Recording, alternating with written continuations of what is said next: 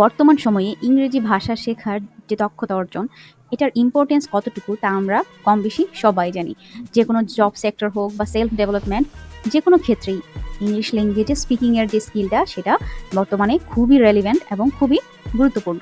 ইংরেজিতে বেসিক লেভেলের যে কনভারসেশন বা যে বেসিক লেভেলের স্পিকিং, তা কিন্তু আমরা ম্যাক্সিমাম স্টুডেন্টরা বা ম্যাক্সিমাম মানুষজনই জানি। কিন্তু কিভাবে আমরা আমাদের ইংরেজিকে আরেকটু আপগ্রেড করতে পারি, আরেকটু এক্সপার্ট লেভেলের করতে পারি, তা নিয়েই হচ্ছে আজকের ভিডিও। অর্থাৎ আমরা আসলে আজকে শিখব কিভাবে আমরা আমাদের কনভারসেশনকে আরও অ্যাডভান্স লেভেলে আপলিফট করতে পারি।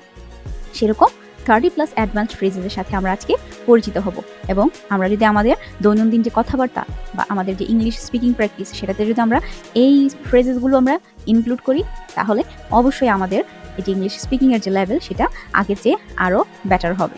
তো আমরা শুরু করি। হ্যালো এভরিওয়ান, আসসালামু আলাইকুম, welcome to our channel HumairaZabed। তো আমরা আর দেরি না করে শুরু করি।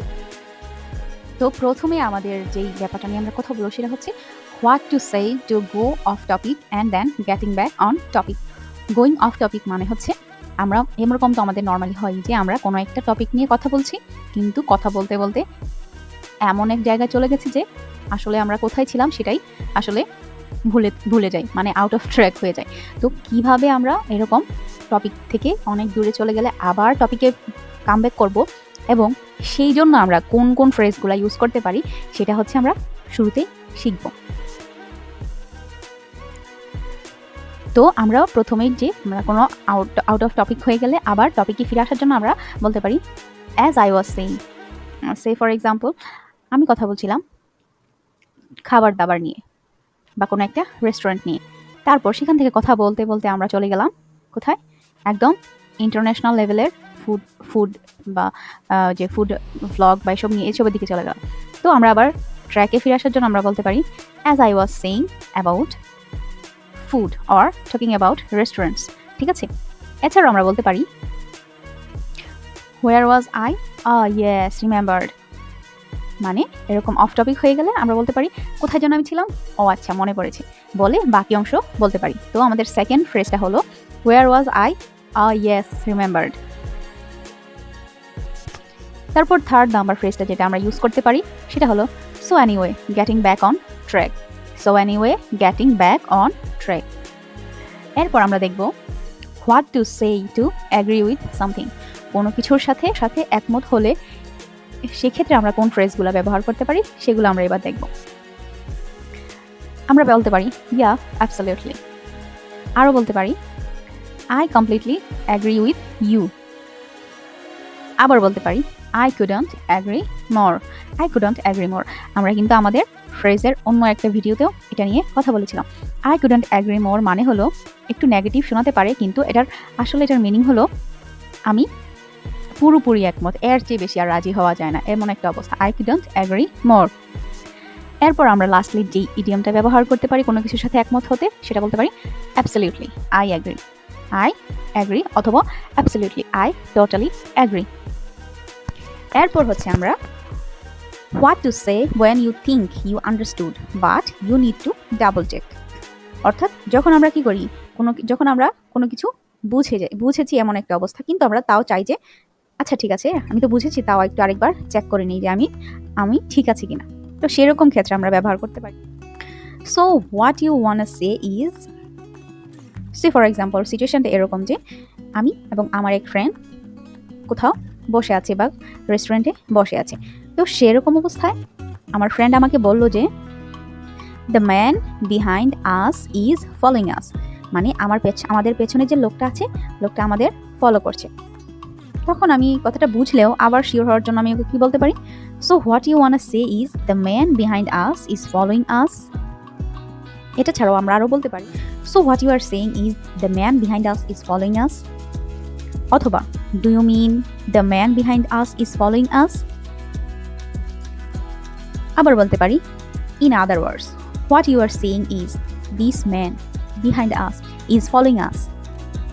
আর লাস্টলি আরেকটা আমরা বলতে পারি ফ্রেজ, সেটা হলো এটা হচ্ছে একটু মোর একটা ফর্মাল ওয়ে আমরা বলতে পারি কথাবার্তা। I would like to confirm what you just said that the man behind us is following us.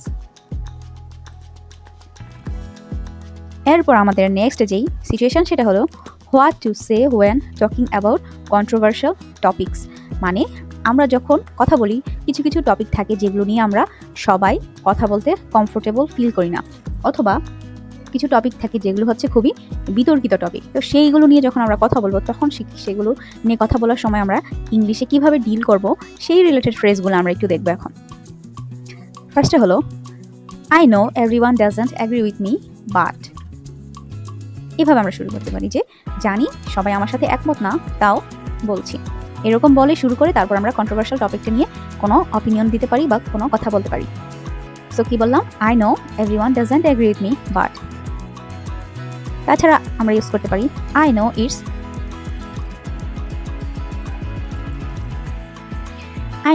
A contentious issue.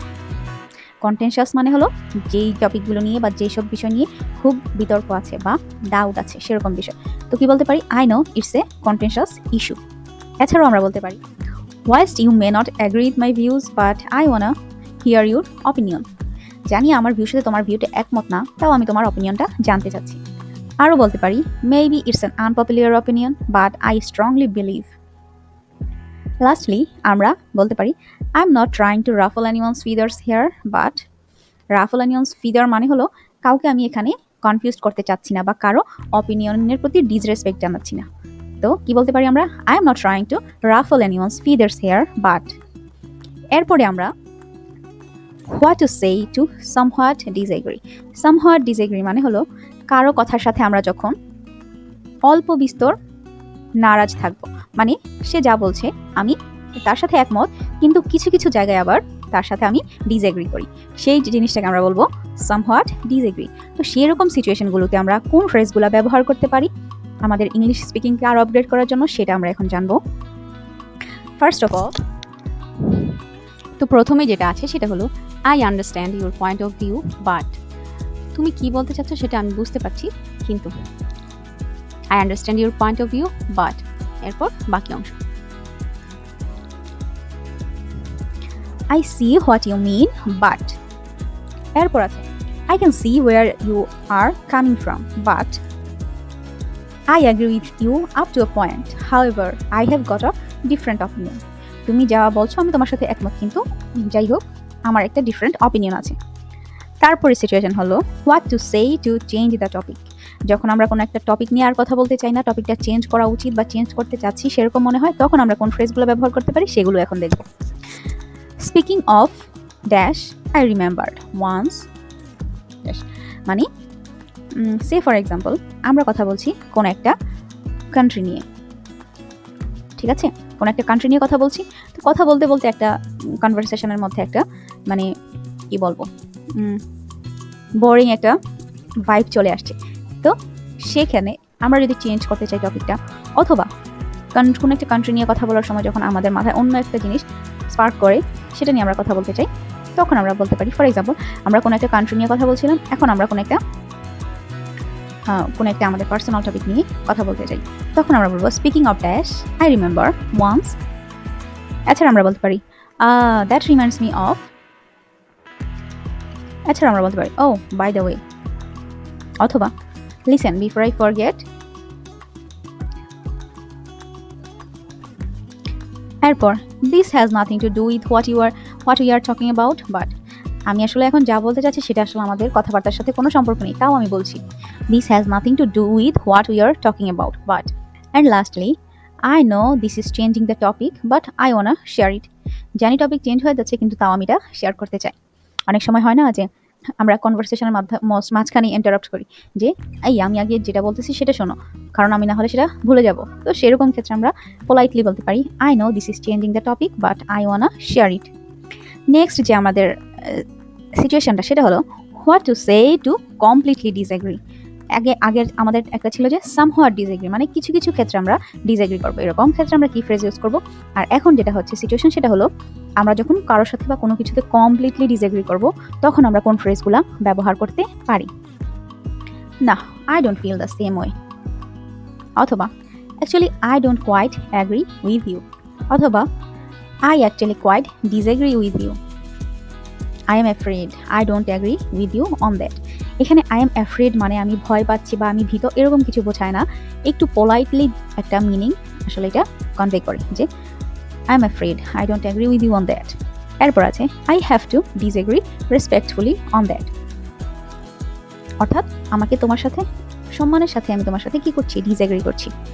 Lastly, যখন আমাদের কথাবার্তার মধ্যে সিচুয়েশনটা এরকম হয় যে অ্যাগ্রি ডিসএগ্রি এরকম একটা মতামত প্রকাশের সিচুয়েশনটা এরকম হয়ে যায় যে সেটা সামহাট একটা ডিফিকাল্ট একটা সিচুয়েশনের দিকে চলে যাচ্ছে বা সিরিয়াস একটা দিকে চলে যাচ্ছে, তখন আমরা যে কনভারসেশন শেষ করার জন্য অথবা সেই টপিক নিয়ে আলোচনা বন্ধ করার জন্য আমরা বলতে পারি well then we will have to agree to disagree, আমাদেরকে মানে ডিসএগ্রি করার জন্যই অ্যাগ্রি করতে হবে। এইভাবে আমরা পোলাইটলি কনভারসেশনটা শেষ করতে পারি।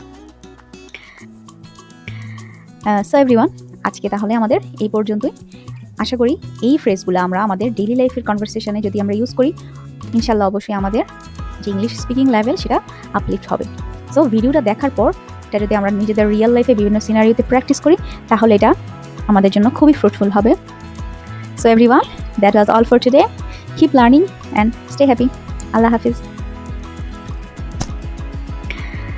সো এভরিওয়ান, আজকে